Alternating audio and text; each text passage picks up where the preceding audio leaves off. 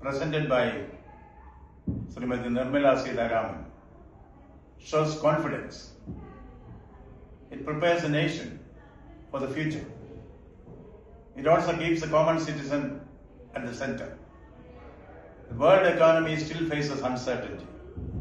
In such a time, this budget sends a clear message of stability. It also shows ambition for growth. The focus is on long-term development. It looks beyond immediate gains. I welcome the strong push for roads, railways, ports, and urban transport. These projects create jobs. Yes, they create jobs in substantial numbers. They improve movement of people and goods. They strengthen supply chains. They help young people and entrepreneurs. The budget addresses Nari Shakti and is pro-woman and pro-youth. This budget also highlights digital services, startups, skill training and research. These steps will support innovation. They will prepare India for global leadership. The common man is pleased to see attention to health, education, housing and farmers. We see incidents given to rural families development. These touch the daily life of people. A nation grows strong when progress reaches every citizen. For West Bengal, the budget is a veritable treasure house and a valuable gift store. Higher support for transport and urban works will speed up metro rail projects in Bengal. Nirmala Ji's budget will aid highway growth in Mamata Ji's Bengal. It will strengthen ports and coastal development.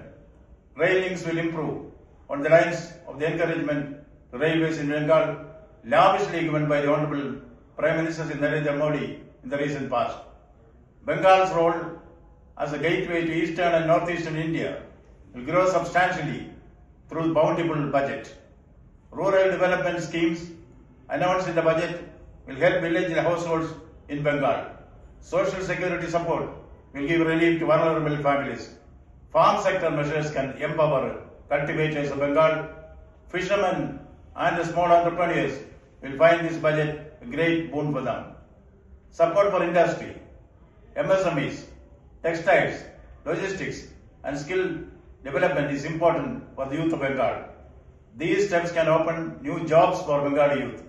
They can strengthen manufacturing and services in the state. Green sectors will also expand in Bengal in a substantial manner. More funding for health and education will improve hospitals and medical colleges in Bengal. It will help reach centers and schools. Human development remains a priority in this budget. This budget speaks of partnership. It calls for cooperation, constructive cooperation between the center and the state. It invites business and workers to move together. It links policy with people. This budget augurs well for the state of Bengal in many ways. West Bengal can now stand ready to work with all stakeholders. Bengal should turn these plans into action. We should aim for faster growth in Bengal. We should build better roads, better facilities for the poor, better cities, and should strengthen villages in Bengal. We should secure livelihood for Bengali families.